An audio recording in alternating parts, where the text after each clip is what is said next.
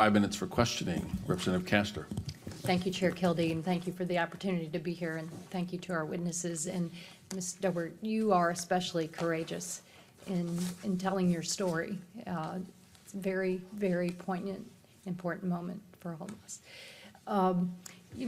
All Americans have been reeling since Republicans engineered a takeover of the U.S. Supreme Court and the stripping of our rights under Roe versus Wade, rights that we enjoyed for decades. Now Florida has taken up the mantle with this extreme, cruel abortion ban. A 6-week ban is in essence a total ban because women do not know that they're pregnant at 6 weeks.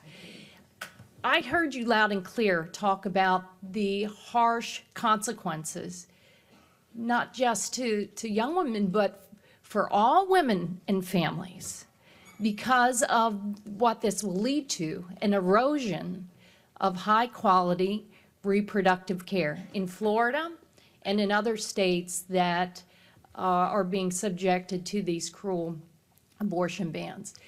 Dr. Bishop, let's take Florida. We already have a doctor shortage in Florida.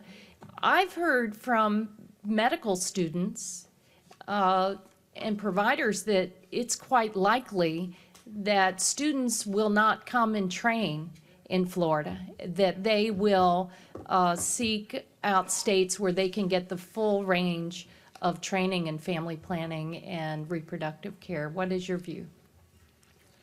Absolutely. I work with medical students every day. I work with residents every day. Could you pull the microphone a little closer? I said absolutely. I work with medical students every day. I work with residents every day. I work with fellows every day. I help mentor those going into medicine. I talk to them about what their aspirations are, what kind of practice they want to start, what profession they want to go in, what specialty they want to do, and we talk about where to go. And when I talk about comprehensive OBGYN training, it's limited to train in a state where I'm not going to become the most compassionate, well-handed physician that can care for someone in a time of need, in a time of emergency.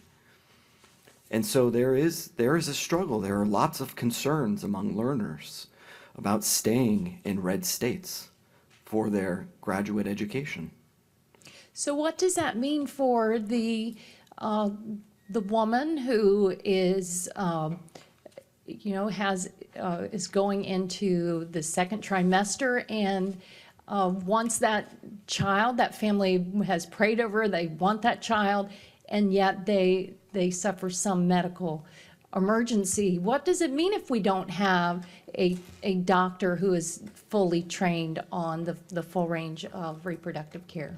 It means options will be limited, if not non-existent, for many women. We know that this will affect minority communities more. We won't know that this will affect low-income communities more. But what we're looking at is abortion deserts.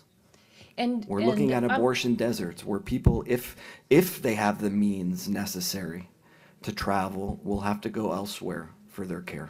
Do you think women will die? Absolutely.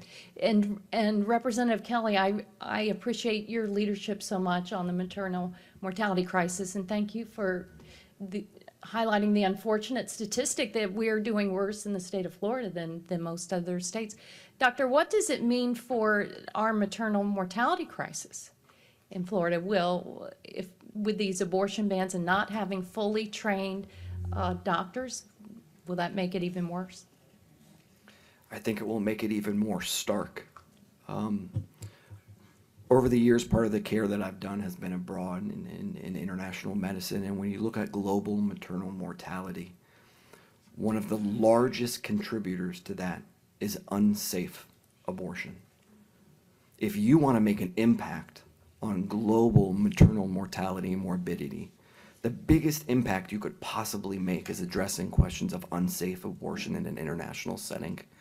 And I think, unfortunately, sooner rather than later, we're going to start seeing some of these disparities in our state and across this country. We're not going to let that happen. We're going to fight back. Thank you. I yield back. Thank you. Thank you, Congresswoman Castor. The gentlelady yields back, and Congressman Soto, you're recognized for